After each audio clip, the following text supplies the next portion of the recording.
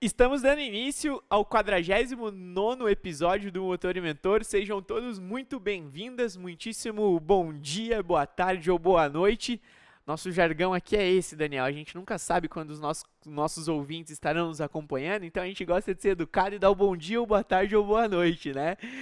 Hoje vamos falar sobre um tema muito importante e interessante para o setor automotivo, sobre gestão de suprimentos e a cadeia logística, com o Daniel Vaz. É especialista no assunto, ele é diretor das Américas de uma multinacional logística. Já ele vai contar aqui para nós um pouquinho da trajetória dele. O Daniel, que é engenheiro de produção de formação, tem especializações, certificações internacionais em Stanford, com tomada de decisão, negócios, lideranças, saiu de analista de projetos, gente. Em 9 anos chegou a diretor das Américas, então teve uma crescente na carreira muito significativa, que sejamos sinceros, né? Muito rápida também. Rápida eu não sei se pode falar, porque um dia parece um ano muitas vezes, né, Daniel? Mas, enfim, é um resultado muito expressivo, a gente sabe, né? Conhece o mercado corporativo, então 9 anos você sair de analista, chegar a diretor de uma multinacional, com certeza tem muita bagagem, muito esforço, muito conhecimento envolvido, e vai ser um prazer conhecer a trajetória dele aqui hoje. Daniel, seja muito bem-vindo, é um prazer recebê-lo aqui, viu? Obrigado, Lucas. Na verdade é um prazer meu, né? Estar aqui e contar um pouco, partilhar um pouco da minha trajetória profissional, né? Tentar inspirar outras pessoas e principalmente angariar mais gente boa para o ramo da logística, né? Legal. Então, pra gente começar aqui, Daniel, primeiro, mais uma vez, né, obrigado, gente. O Daniel veio de São Paulo para Curitiba, aproveitou aqui uma passagem dele por Curitiba, reservou um tempo na agenda dele para vir gravar o episódio aqui conosco, então, muito obrigado. Me conta aí um pouquinho da tua linha do tempo profissional, pra gente contextualizar para o nosso público aí a tua trajetória, Daniel. Como você mencionou, tem 9 anos, né, que eu estou no ramo e desde o começo da carreira eu trabalhei com empresas do ramo automotivo, né, na parte de logística. E o cargo de analista de projetos foi na Ford, né? Comecei minha carreira na Ford em Camaçari, eu sou de Salvador, então eu morava em Salvador na época. E lá, um dos primeiros projetos que a gente cuidou na época foi o startup do novo Ford Ka, né? E depois do EcoSport. Então, assim, foi um momento muito ímpar na indústria, principalmente porque o Ford EcoSport ele era um projeto completamente desenvolvido no Brasil, né? E depois acabou tendo os veículos exportados, então foi um projeto de baixo custo, de baixo desenvolvimento pelos padrões globais e que terminou gerando um lucro bastante alto para a empresa e sendo exportado para outros países, né? Além disso, muito do meu papel era trabalhar com projetos estratégicos, né, que talvez não iam trazer um benefício financeiro para a empresa, mas que trariam uma melhoria operacional ou uma modernização da planta. Então, um dos projetos que eu cuidei foi uma chamada automática de peças, né, como era uma planta um pouco mais antiga. A chamada antes era feita por cartões, né, então quando o operador estava na linha montando os veículos, que ele olhava para trás e via que as peças estavam acabando, ele pegava um cartão, depositava numa caixinha, vinha um operador, passava, pegava esse cartão e ia buscar uma nova caixa, né? E chegou a partir de um momento que a gente entendeu que não fazia mais sentido operar daquela maneira e a gente propôs uma solução sistêmica, né, que faria a chamada automática de acordo com a quantidade de peças que seriam produzidas por carro que passava. E aí, depois que a gente percebeu que o trabalho estava sendo muito manual e que estava tendo ruptura de linha por causa pela dependência, né, do operador, então a gente passou a automatizar esse processo, né? Então a gente não fazia mais sentido a planta rodar daquela maneira, a gente considerou a quantidade de veículos que passava, a quantidade de peças que tinha no posto, quantas peças eram usadas por veículo e essa chamada ela começou a ser automática. Então, esse foi um projeto que mudou a história da planta, não necessariamente trouxe ganhos financeiros, houve um investimento de sistema, mas ela trouxe ganhos operacionais e de qualidade de processo, né? Então, os projetos estratégicos que eu era responsável na época eram desse tipo, né? Desse nível. E aí depois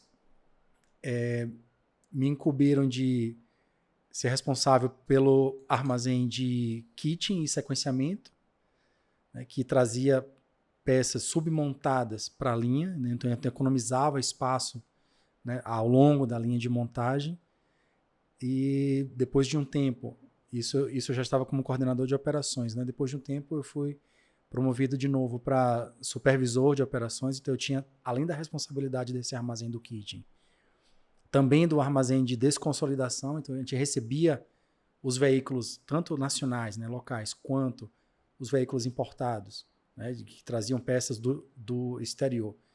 Recebia essas peças, armazenava e abastecia elas na linha, assim como os kitchens e os sequenciados que vinham do outro armazém. Então, e aí eu fui ganhando escopo, ganhando experiência, ganhando contato com outros colegas, né, com outros colegas do nível de coordenação, com outros colegas do nível de supervisão. E por conta de eu conseguir implementar algumas melhorias nos armazéns e satisfazer a própria equipe de operação, eu comecei a fazer um trabalho de avaliação de performance dos meus colegas. Né? Então, de que maneira a gente agia ao longo do dia, quais eram os padrões que a gente deveria obedecer e deveria seguir, e como cada um estava se comportando mediante esses padrões. Né? Então, a gente criou um dashboard, né? um painel, né? Que mostrava para a empresa, mostrava para a alta liderança como a gente estava seguindo os padrões e de que maneira a gente poderia melhorar enquanto grupo. E aí fiz isso para o time de coordenação, enquanto eu era coordenador, depois para o time de supervisão, enquanto eu era supervisor. E acredito que isso tenha começado a me dar visibilidade, né, das habilidades que eu tinha, né, da parte de engenharia, da parte de Excel e do trato com as pessoas, né, para a alta liderança. Foi aí quando veio a oportunidade de ser transferido para uma outra operação que ela ia começar, que era a operação em Itatiaia, né, no Rio de Janeiro, para a implantação da primeira planta da Jaguar Land Rover fora da Inglaterra. E aí a gente fez essa mudança no final de 2015. Então eu saí de Camaçari e mudei para Itatiaia, no Rio de Janeiro. Uma realidade completamente diferente, né? Muito diferente, é um interior, né? Então tem aquela cultura, né, de um ambiente de interior, de proximidade das pessoas. Muitas pessoas se conheciam, eu era um estranho no ninho chegando, né, para essa operação. Mas também era uma região que é muito vibrante, né? É uma região que é muito vibrante no setor automotivo, então tem outras fábricas já implantadas lá, então tinha Nissan, Hyundai, né, a própria Volkswagen, caminhões e ônibus, então assim, tinha outras plantas e outros fornecedores dessas montadoras que estão na região. Né? Então isso facilitou bastante estar em contato com outras pessoas do ramo automotivo, né, e também da área de logística, porque também tinha outras empresas. Mas foi interessante perceber que, como uma planta nova, né, recente, planejada, ela trazia tecnologias e trazia modos de pensar a logística que eram mais novos, mais recentes e que não estavam precisando ser adaptados a uma realidade pré-existente. A planta estava sendo desenvolvida já no modelo novo. Você podia dar a tua cara pro negócio. E foi muito interessante, porque essa experiência que eu tive anteriormente com o kitting, com o sequenciamento na planta da Ford, ela só foi potencializada porque toda a parte sistêmica que a planta da Jaguar Land Rover trouxe de tecnologia, ela simplesmente dependia de processos. Os processos já estavam arraigados em mim, né? Então era uma questão de desenvolver e adequar a realidade da operação ao sistema e fazer com que a operação rodasse de uma maneira mais inteligente.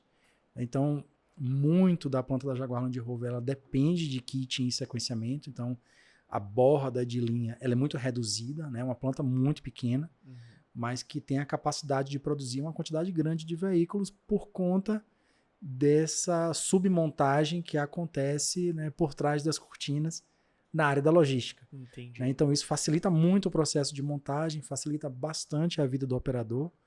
Ele não precisa olhar para trás e escolher a peça que ele vai montar, ele pega a peça que vai montar porque é a próxima.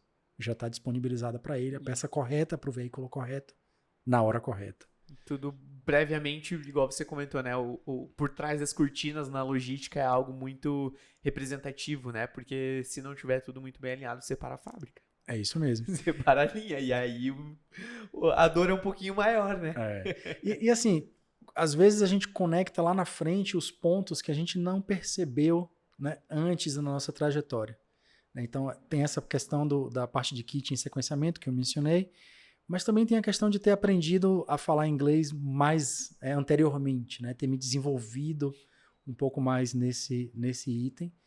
E, inclusive, cheguei a dar aulas de inglês por algum período, né? Dar aula de inglês com conteúdo para engenharia, né? Eu tinha um curso de extensão na Universidade Federal da Bahia para alunos de engenharia, né? Então, era super interessante estar em contato com outros colegas que faziam parte de um mesmo grupo, né, de conhecimento que o meu, na parte da engenharia, mas com um item, né, com a vontade de desenvolver um item diferente, que era o estudo do inglês, né, o aprendizado do inglês.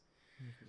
E quando eu fiz essa entrevista para poder ir para a operação da Jaguar Land Rover, obviamente, né, um cliente britânico, os processos no dia a dia, a comunicação com a Inglaterra, muito frequentemente era através do inglês. Uhum. E esse, com certeza, foi um diferencial.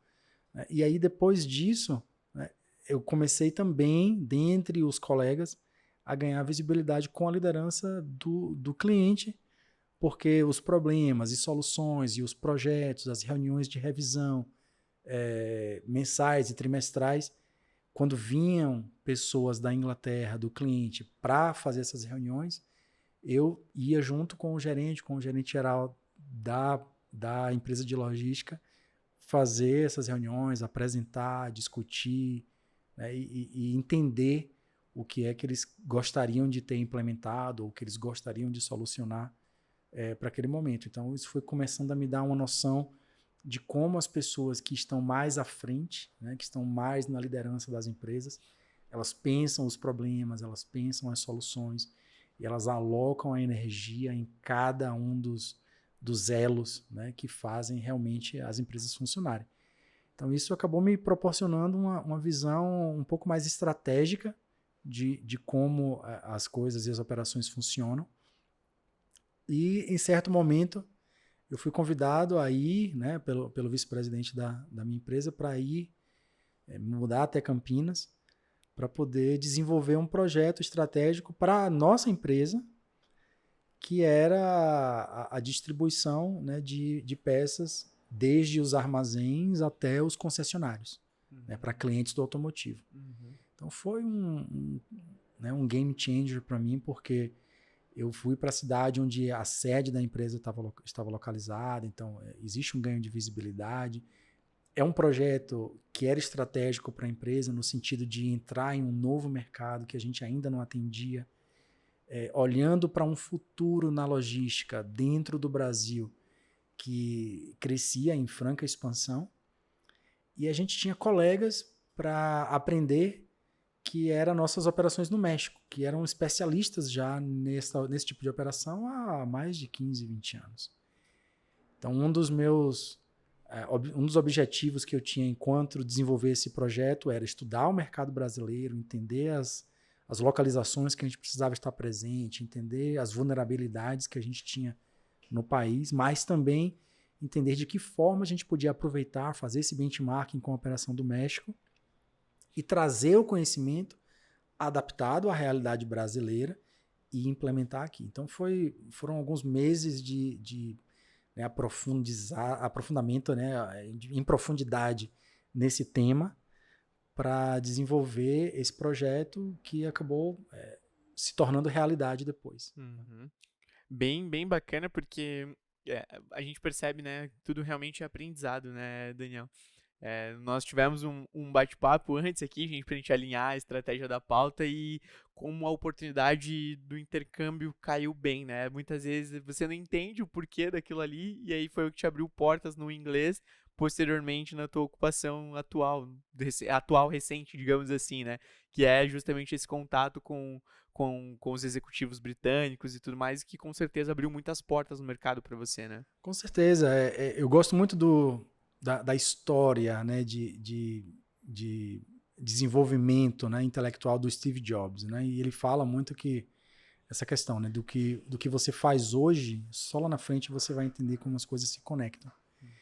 E uma das coisas que é super importante perceber, é olhar para trás e entender que o que você é hoje é, no fundo, uma adição de pequenas coisas que você fez ao longo da sua vida. Né? E aí, trazendo um pouco isso de novo para as oportunidades, né? Eu sempre fui muito curioso de engenharia, né? Mas também de tecnologia, de soluções, de coisas, né, naturais da vida.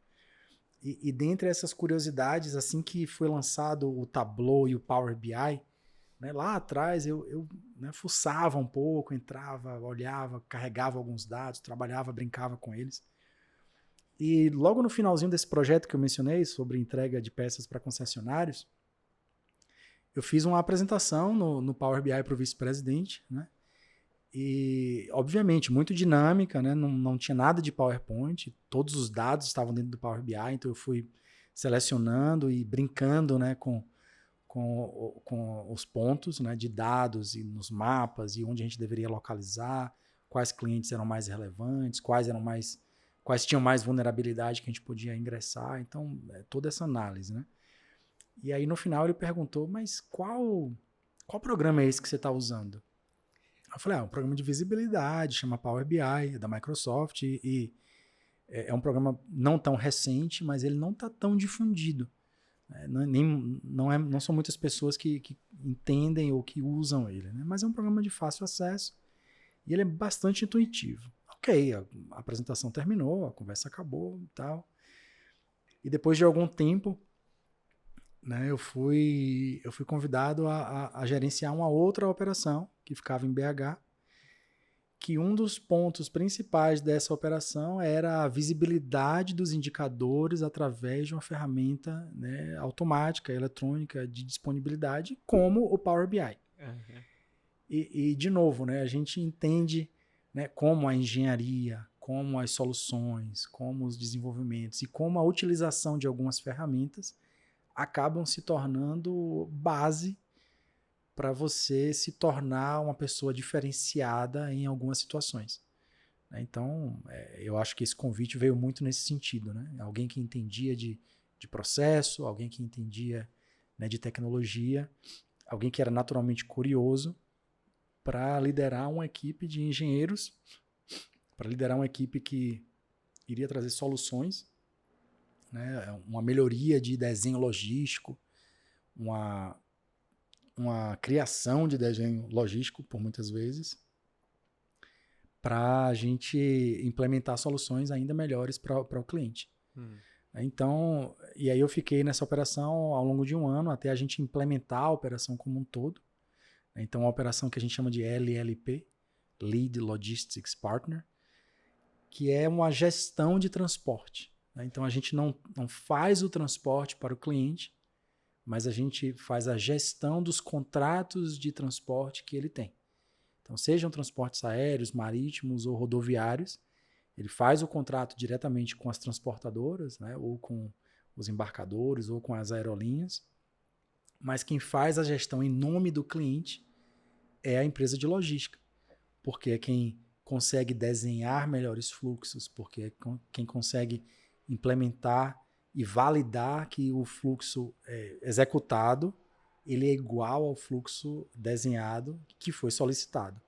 Então, e aí, com essa retroalimentação, a gente melhora cada vez mais os fluxos logísticos desse cliente. Então, assim, é uma operação super complexa, mas super gratificante também de a gente desenhar e ver que o executado foi realizado no melhor nível de serviço possível e de forma a trazer economia para o cliente, de forma a trazer a garantia de entrega das peças no tempo certo, a fabricação dos veículos, né, da forma que ele planejou e de que ele deseja, né? E associado, então, né, a gente vive numa era de muitos dados, né, Daniel? Então, igual você falou, putz, Power BI usa esses dados a teu favor para você conseguir fazer concepções melhores para os teus clientes, sempre otimizando custo, otimizando tempo, que é um desafio bem significativo da logística, e 1 milissegundo conta muito, né, numa operação, numa cadeia como um todo.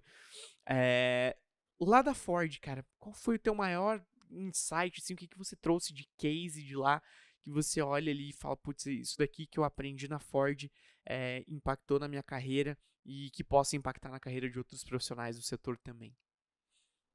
Tudo de operação e de estratégia, principalmente falando em projetos estratégicos, foi relevante, né? Ele cria um aprendizado, cria uma metodologia de trabalho que te ajuda em vários setores. Mas eu acho que o grande insight, na verdade, eu recebi de presente, né? Mas eu recebi de presente porque eu fui buscar.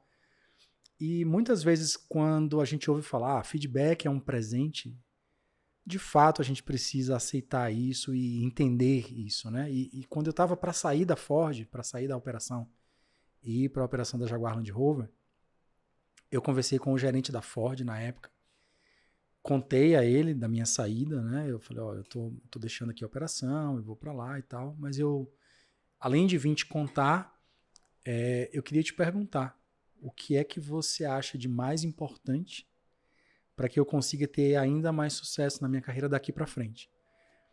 Aí ele falou, o mais importante é que você precisa estar onde as coisas acontecem. Então você precisa estar onde as coisas acontecem. O que é que isso quer dizer? Não espere ser contado por alguém de algo que aconteceu, mas esteja no local. Né? Então a gente tinha muitos problemas de operação na planta e muitas vezes outras lideranças elas ouviam dos operadores o que aconteceu. E as lideranças que mais se destacavam, elas estavam no local ou muito próximo ao local de onde as coisas haviam acontecido. É o que a gente chama de Gemba, né? Você está ali onde a operação acontece.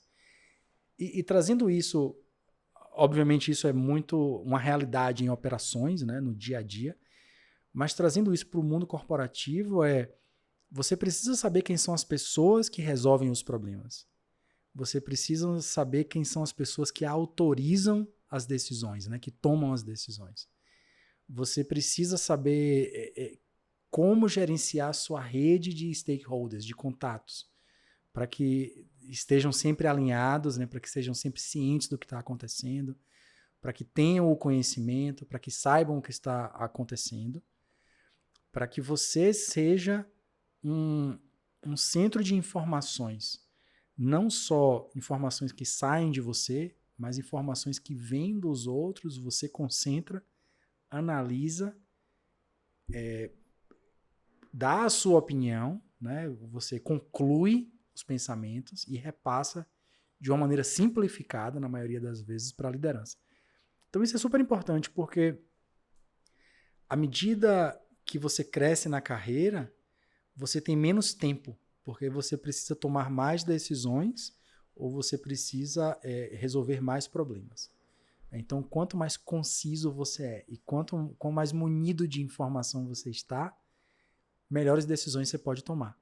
Então, o nosso papel enquanto liderado é munir os nossos líderes de informações verdadeiras, concisas, para que não gaste muito o tempo dele, mas que tragam a verdade, né? Mas que sejam realmente consolidadas e envolvidas no que está acontecendo no dia a dia da operação. Fidedigno mesmo, né? E isso é muito importante. Nós atuamos, né, Daniel, num meio muito, num campo muito técnico. E isso mostra a importância do desenvolvimento de soft skills, né? Então, quando a gente para perceber que os dados eles são importantes, extremamente importantes, a gente precisa estar muito atento a eles, mas a gente precisa também nos atentarmos muito com relação à nossa comunicação, como nós entregamos a mensagem que esses dados estão nos transmitindo, porque não adianta nada a gente desempenhar um bom trabalho técnico e não saber entregar a nossa mensagem, né? E associado a isso, com certeza a Jaguar Land Rover também no Rio de Janeiro foi um baita de um aprendizado, o que além de pegar a fábrica do zero ali, né, sabendo para onde precisava levar, mas obviamente no meio do percurso surgem muitas intercorrências, digamos assim, né? Muitas coisas contra o planejamento. Qual foi teu maior case ali de putz, eu preciso tomar uma decisão aqui, realmente agora é o momento e não tem como esperar mais um segundo, porque isso daqui pode custar a operação da fábrica, alguma coisa assim. Nos dois anos que eu fiquei nessa operação da fábrica, eu acabei passando por todas as áreas, né? Então, desde o abastecimento de peças na linha, mas também lá no começo, que era a recepção das peças, né? Na chegada, tanto de importados quanto de fornecedores locais, o armazenamento, né? A parte do retirar as peças do armazém, o picking, como a gente chama, né? Para poder montar os kits e fazer o abastecimento de linha. Então, todas essas áreas. A gente não teve muitos problemas, obviamente, né? No startup, sim, né? O sistema não estava pronto, muitas vezes a gente não tinha o conhecimento suficiente para operar o sistema, porque ele também estava em desenvolvimento. De novo, era uma operação super nova. Mas depois que a fábrica começou a rodar, a gente já não tinha mais muitos problemas críticos, né? Até o dia que a gente percebeu de que tinha muito mais peças chegando importadas do que, de fato, carros a serem produzidos, né? E isso é uma crise muito grande na indústria, porque o inventário, né, as peças armazenadas, espaço, ele tem um limite, né? Então você não pode trazer o quanto você quiser, nem comprar o quanto você quiser, porque existe um espaço físico onde as peças precisam ficar. E eu lembro que a gente tinha um pátio de containers gigantesco, só que para uma fábrica pequena, só que tinha muito mais container chegando nos navios do que carros saindo prontos e do que espaço para armazenar. E aí, em certo momento, foi tomada a decisão de vamos receber esses containers e vamos retirar apenas a peça que a gente precisa. E nesse momento, duas coisas interessantes aconteceram, né? Primeiro, a gente acredita que a solução ela foi precipitada, porque não foram analisados outros impactos, né? Impacto de inventário, controle de inventário, impacto de custo por demurrage, né? Então você tem que pagar um container quando ele fica acima de uma determinada quantidade de dias com você. Mas principalmente o conhecimento do sistema que havia sido desenvolvido. E naquela ocasião o sistema dizia que quando você abre um container, todas as peças daquele container, sistemicamente, elas já têm um local reservado no armazém. Então não adianta você abrir o container, pegar uma peça e fechar o container, porque ele ocupou sistemicamente o armazém. Então, 1, 2, 3, 10, 20, 30 containers, a gente chegou no momento que o armazém estava virtualmente ocupado. Então a gente precisou modificar o sistema, mas mais do que isso, a gente criou uma outra operação de tirar todas as peças do container em um prédio separado, né, receber todas as peças sistemicamente. Para não ficar pagando container. E começar a trazer as peças para a linha de produção já sequenciadas.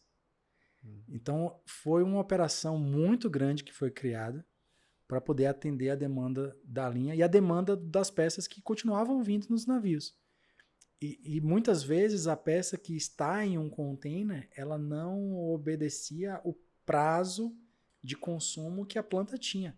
Então tinha uma peça que ia ser consumida em 1 semana e outra peça que ia ser consumida em 6 meses.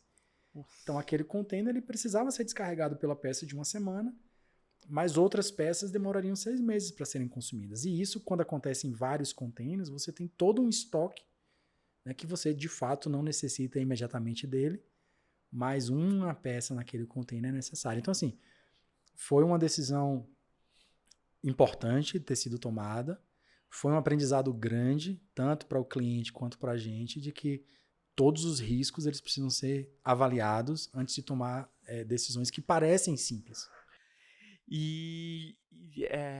Bom, o estoque parado, então, de fato, que é um prejuízo muito significativo, né? E quanto tempo para conseguir organizar isso tudo? 6 meses, 1 ano? A gente levou um bom tempo com essa operação em paralelo, porque a gente identificou que realmente era a maneira mais inteligente, né? Então ela ficou rodando por um bom tempo. Eu não vou saber te dizer quantos meses, mas provavelmente um período assim, coisa de 6 meses.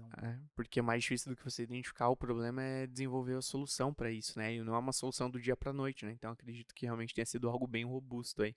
E foi uma solução que, em nível de custo para a solução, ela foi um custo muito simples, muito reduzido, versus o que deveria ser pago de container, por exemplo, em demurrage ou detention. Então, assim, valia muito a pena fazer o que estava sendo feito, até que a planta se organizasse, né, para fazer as solicitações de peças de uma maneira mais estruturada e a gente consumir o estoque de peças que estavam ali já presentes. Né? Então, precisou de realmente bastante tempo e precisou de uma solução logística que tivesse um custo reduzido e que fosse eficiente, que foi exatamente o que a gente desenvolveu. Então, foi bem, bem interessante. Bacana, bacana.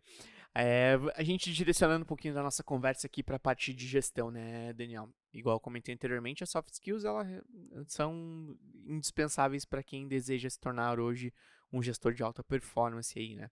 O que você recomenda, o que você viu que você precisou desenvolver que nós não nascemos sabendo tudo, né? Então a gente precisa direcionar em determinados momentos da carreira as energias para certas competências. O que você enxergou em qual momento, além do feedback do gestor da Ford e tudo mais, na questão das soft skills que você precisava desenvolver para chegar na tua posição que você está hoje? Eu sempre fui uma pessoa com dificuldade em dizer não. Né? Então, eu sempre aceitava muito as coisas, todos os pedidos, todas as solicitações. Mas, além de aceitar, eu me propunha a fazer sem mesmo ser solicitado. Então, teve um momento que eu comecei a absorver muitas responsabilidades e, além das responsabilidades, muitas tarefas que não faziam parte do melhor caminho para o meu desenvolvimento. Então, ter essa ciência, né? esse conhecimento, mas, além disso, começar a entender de que maneira eu poderia empregar as negativas e refrear a mim mesmo de me propor a resolver coisas que não faziam parte de meu escopo ou que não me levariam aos meus objetivos.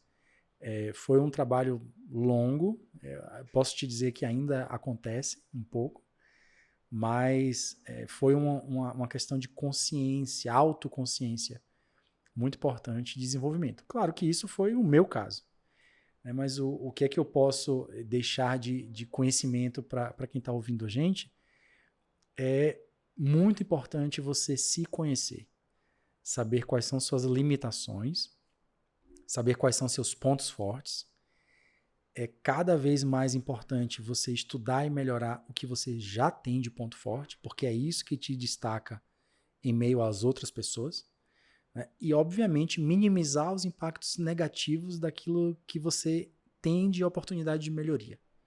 Então, o meu não saber dizer não estava me ferindo já, tanto na área pessoal quanto na área profissional, porque eu não ia chegar a lugar nenhum.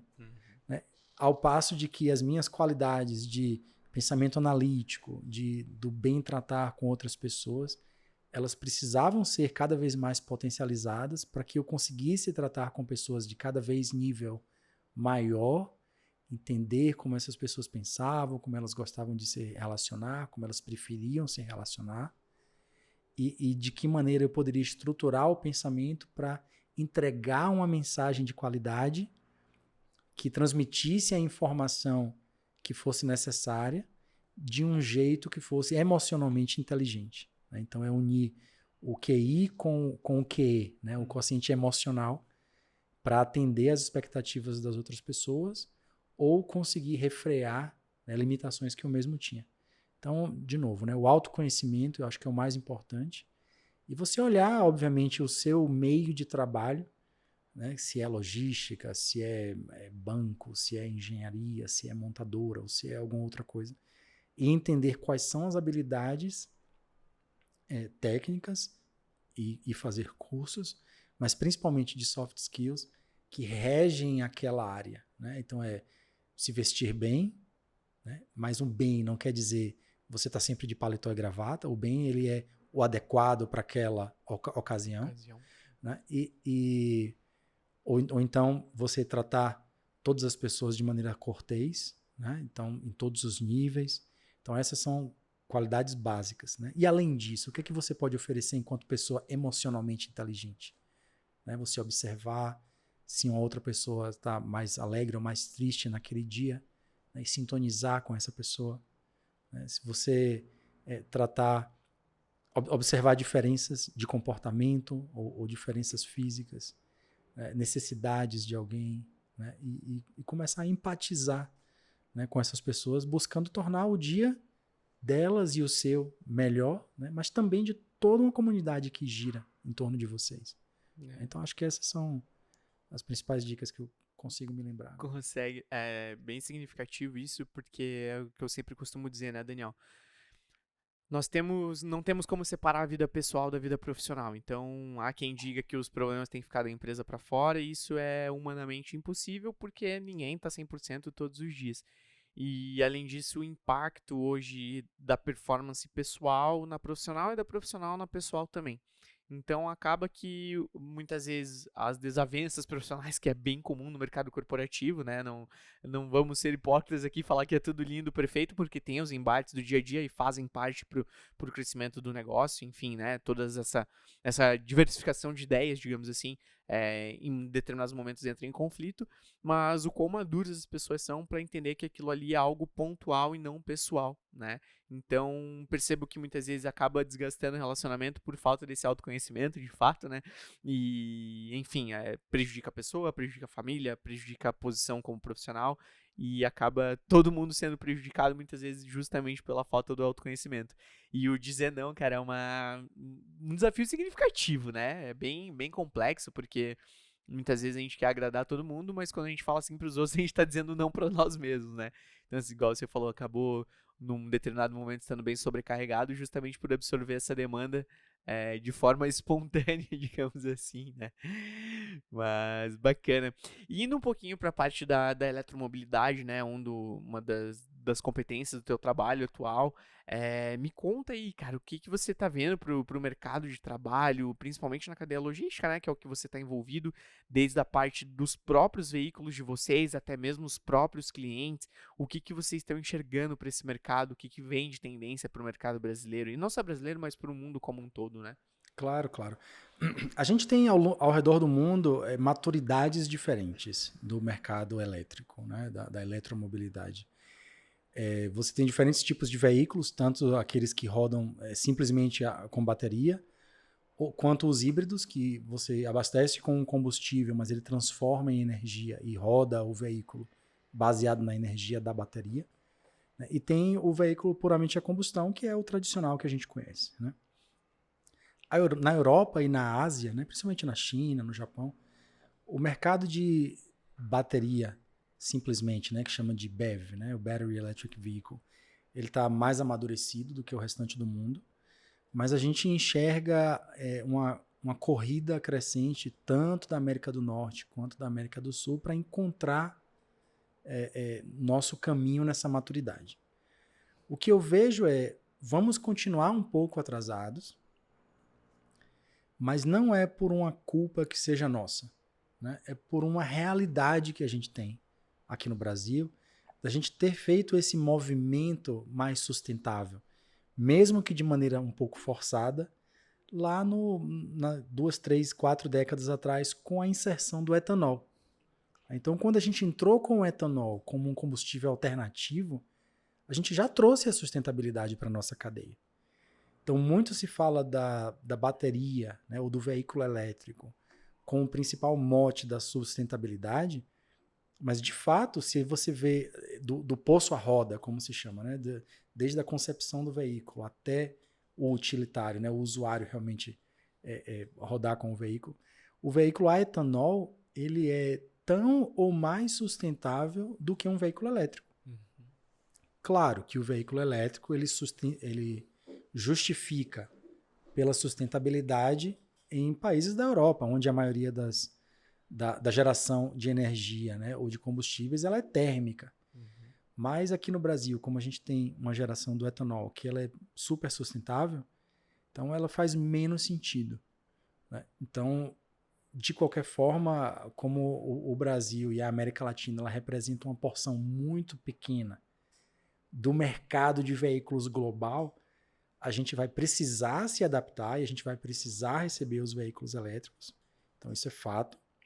Mas eu acho que vai ser um pouco mais vagaroso do que na Europa ou na Ásia. Pura e simplesmente por isso. Né? Além do fato de que são veículos super caros para a nossa realidade hoje. Né? Então, você compara um veículo de combustão mais desenvolvido, né? Em torno de 120, 150 mil, ao passo de que um veículo elétrico, o mesmo modelo, só que elétrico, ele custa 300, 350, 400 mil reais. Então, a discrepância ainda é muito grande, porque existe um custo associado com a bateria que ainda é muito elevado, além do fato desse custo estar pagando os recentes desenvolvimentos científicos e tecnológicos e de pesquisa que causaram, né, que geraram esse desenvolvimento das baterias e dos veículos elétricos. Então, eu entendo que a gente precisa dos veículos elétricos, mas entendo que não é uma necessidade para o mercado brasileiro hoje, né, em termos de sustentabilidade.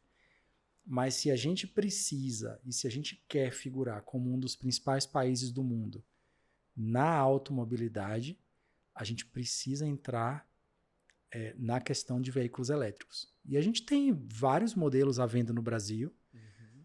Todos eles são importados, o que são exclusivamente a bateria, 100% são importados.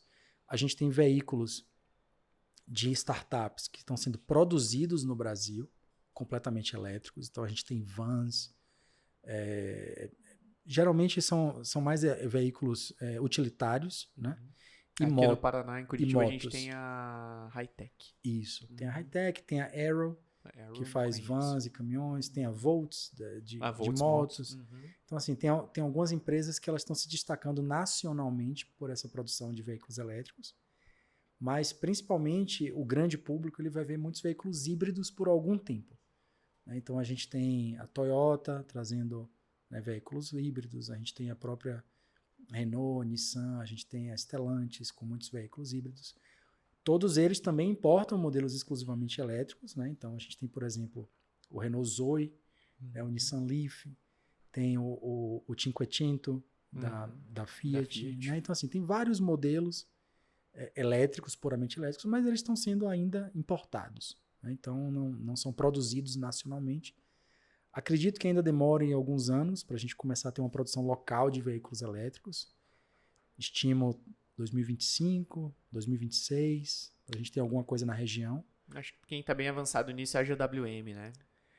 Tem eles também, a Great Wall, que são recém-chegados no país enquanto produtores. Né? Então eles chegam com uma proposta super agressiva, mas é uma marca iniciante para a gente. Né? Então, acredito que eles vão se desenvolver de maneira rápida. Os veículos parecem ser bem desenvolvidos, parecem ter boa qualidade, mas falando em grandes marcas, eu não acredito ver nada antes de 2025, 2026. Tudo bem que só faltam 2 ou 3 anos, mas a gente está ouvindo esses planos, né, já há 2 anos, 2 ou 3 anos. E tudo em fabricação de veículos, ele precisa de um tempo mais longo, né? Então, os planos são 5 anos, 6 anos, 10 anos. Então, acredito que está chegando a hora da gente começar a ter veículos elétricos produzidos no país. Show. Bom, Daniel, então para a gente encaminhar para a reta final do nosso episódio aqui, essa é uma pergunta clássica que eu faço para os nossos convidados aqui, porque todos vocês possuem carreiras muito inspiradoras, muito significativas, né? E possivelmente você aprendeu alguma coisa durante a tua trajetória que te marcou e que você fala para os teus colaboradores, e que a gente gosta de deixar isso aberto para o nosso público aqui. Para quem deseja se tornar gestor, qual comportamento deve ter e o que você mais admira num colaborador, que por consequência as duas coisas estão conectadas, né? Vamos lá, a gente ouve muito falar de pensamento estratégico, né? É um termo muito abrangente, é um termo de que não... Para quem não vive isso na realidade, ele é muito difícil de ser entendido. É importante? É importante. Mas você precisa primeiro ter contato para depois desenvolver. Então, ao invés de falar de pensamento estratégico ou atitude estratégica, eu vou falar somente de atitude, né? Proatividade.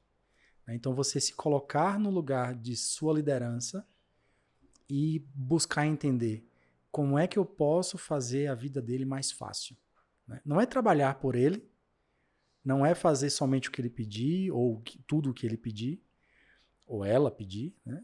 As líderes mulheres estão, graças a Deus, né, crescendo, né, em quantidade cada vez mais rápido. Mas proatividade tem muito a ver com você se colocar no lugar de sua liderança e entender como facilitar a vida dele ou dela, né? Então, se entender como uma peça fundamental naquele time que precisa colaborar para reduzir o tempo, né, de gasto em alguns temas, ou reduzir a quantidade de problemas, ou reduzir o nível de interação que o seu líder tem com os níveis mais baixos e simples da operação em si. Então, quando isso for entendido e for colocado em prática, você está a um passo de se tornar um gestor, de se tornar uma pessoa relevante naquele time, de se tornar um destaque aos olhos de seu líder. Sensacional, sensacional. Isso da proatividade é uma resposta, não, ela é bem frequente aqui, então afirma mais uma vez, né, realmente essa facilitação. E isso que você comentou da proatividade, né, Daniel, muitas vezes não, nós não somos obrigados a saber tudo, não tem como nós sabermos tudo, mas se nós conhecermos quem saiba aquilo ali que nós não sabemos, é um passo muito adiante.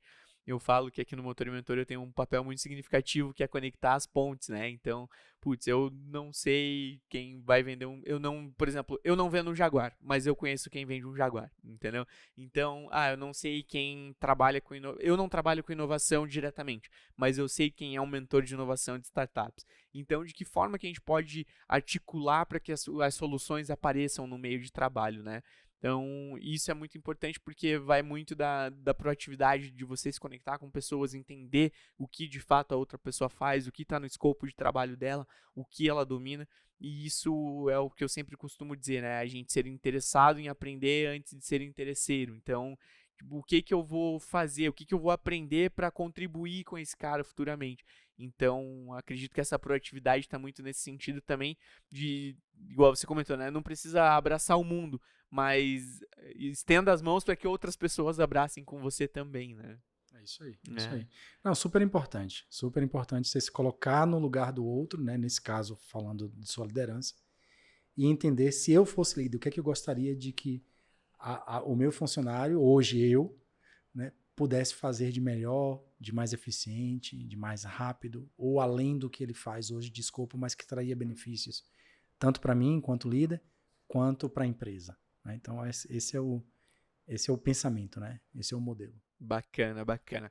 Bom, Daniel, então pra gente encaminhar para a reta final do nosso podcast aqui, mais uma vez, muito obrigado, né?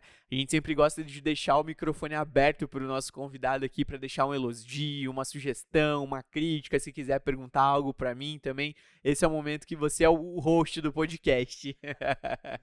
Não, perfeito.